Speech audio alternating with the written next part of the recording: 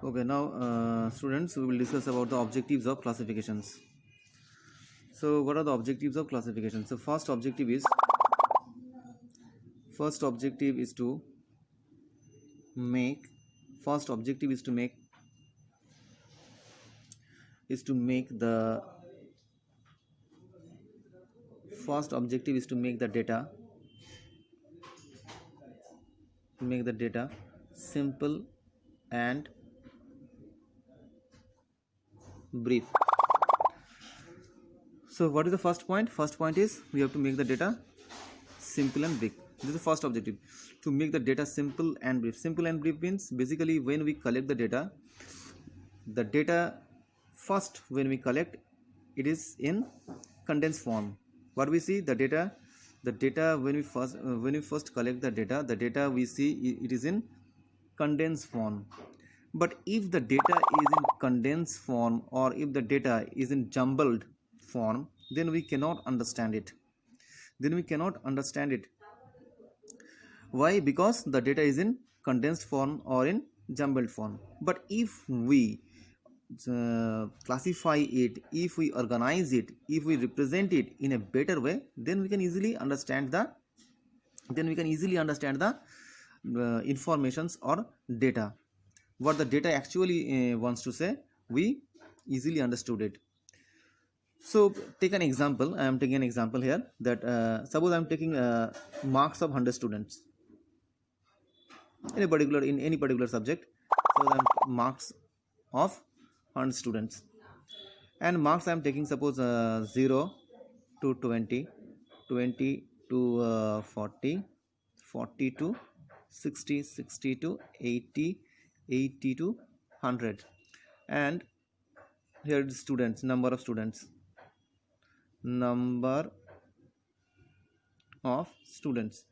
suppose 0 to 20, 15 students. Suppose 20 to 40 got 15, 40 to 60 suppose 10, 60 to 80 suppose 50 students, and 80 to 100 suppose 10 students. So total 100 students. So if we classify the data in a tabular form, or in any diagrammatic form, then we easily understand it. We can easily find out any informations.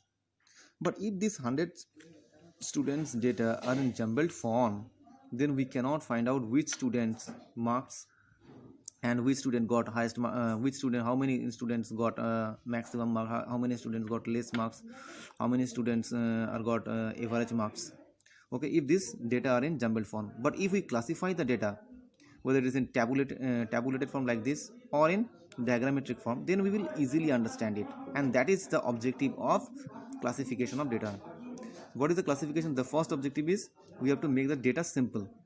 We have to make the data simple and brief. We have to make the data simple and brief. This is the first objective of classifications. Next objective is helps in comparisons.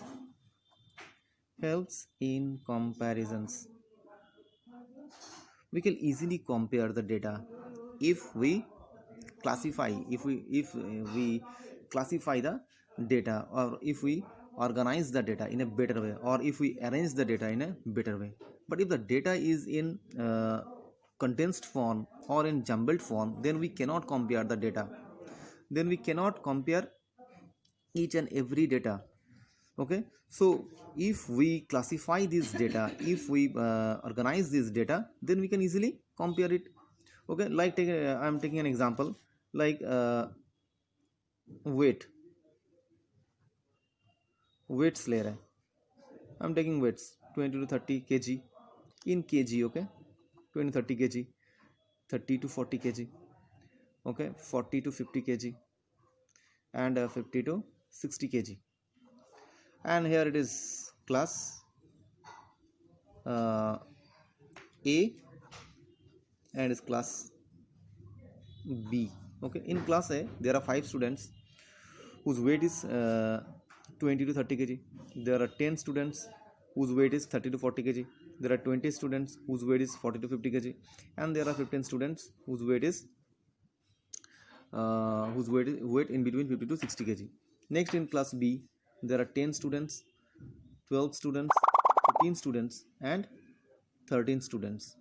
So we can easily compare it if the data is in classified form or in arranged form or in tabular form or be in other in diagrammatic form, then we can easily compare it.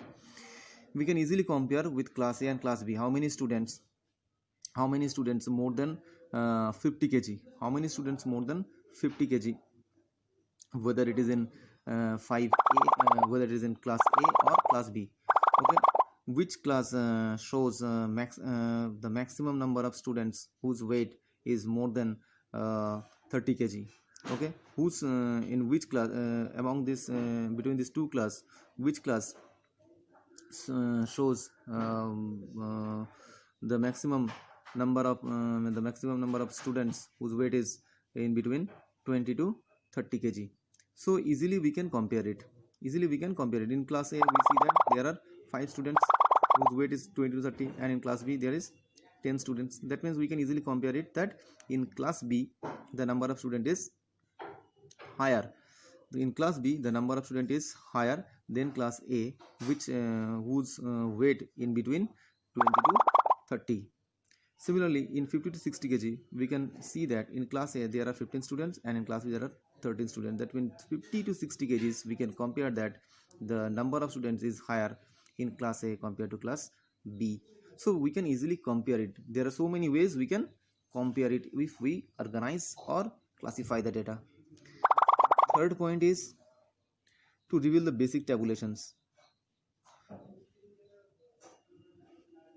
To reveal the basic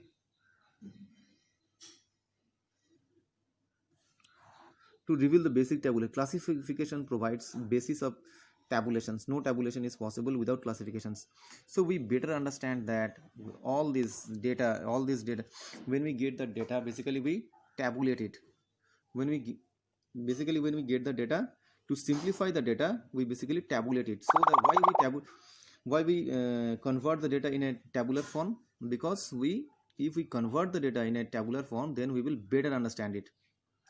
So without classification it is not possible to make a tabular form. So that is why it is said that classification provides basis for tabulations. If we classify the data, that means we can convert the data in a tabular form. No tabular form is possible without classifications. So what we are doing, we are classifying the data, class A, class B, weights, we are classifying the data, and when we classify the data it becomes a tabular form. When you classify the data it becomes a tabular form. And number 4 is similarities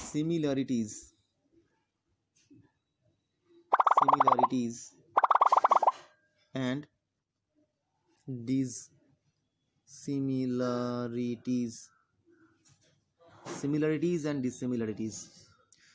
We can easily find out which data are similar in form and which data are dissimilar in form. After classification, after tabulations, we can easily find out which data are similar. So in the marks group of 20 to 40, they are in similar form. In the marks group of 0 to 20, they are in similar form, because all these 15 students marks in between 0 to 20, that is why they are similar. But these 15 and these 15 are not similar. Why? Because these 15 students belongs to 0 to 20 category and these 15 students belongs to 20 to 40 category. So the similarities and dissimilarities we can easily understand. Similar data and dissimilar data we can easily understand if once we convert the data in tabular form or in classified form. Okay, so these are the objectives of classification of data. Next we will discuss about the secondary data.